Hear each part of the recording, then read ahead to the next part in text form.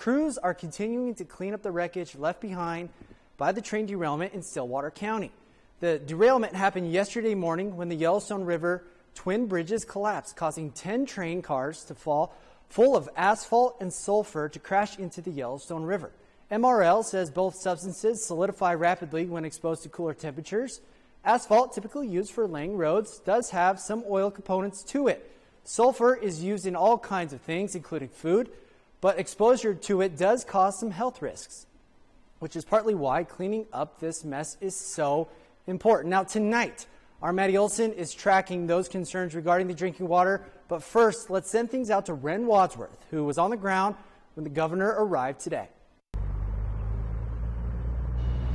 That's right, Colton. Cleanup crews from several state and county agencies are working right now to make sure the scene behind me is taken care of swiftly. Now, that initial derailment happened yesterday around 6 in the morning, and crews have been working since then to not only get the area cleaned up, but also keep people up to date with what they know. Governor Gianforte held a press conference after being debriefed today, saying that we were very fortunate in this case, as the cars holding highly toxic material were not breached during this incident. He says everyone has been working efficiently and effectively to respond to the derailment.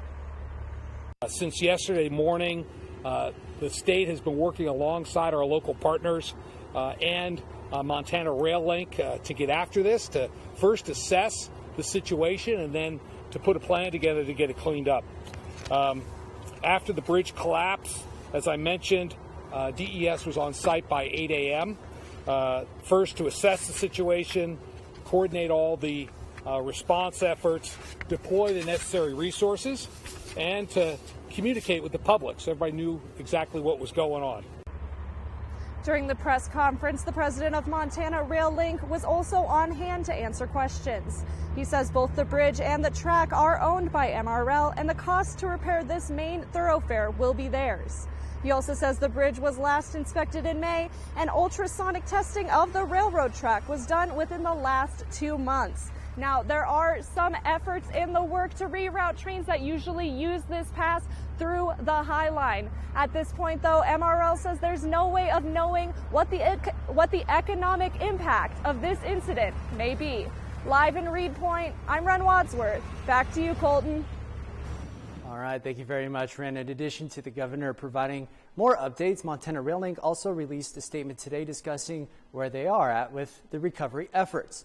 They released a statement today saying, in part, quote, "The present focus of operations is safely responding to the emergency, controlling all releases, and mitigating impacts." Throughout the response, MRL will work with local, state, and federal partners to assess impacts to natural resources, to develop appropriate cleanup, removal, and restoration efforts. To view their full statement, please visit our website, nonstoplocal.com.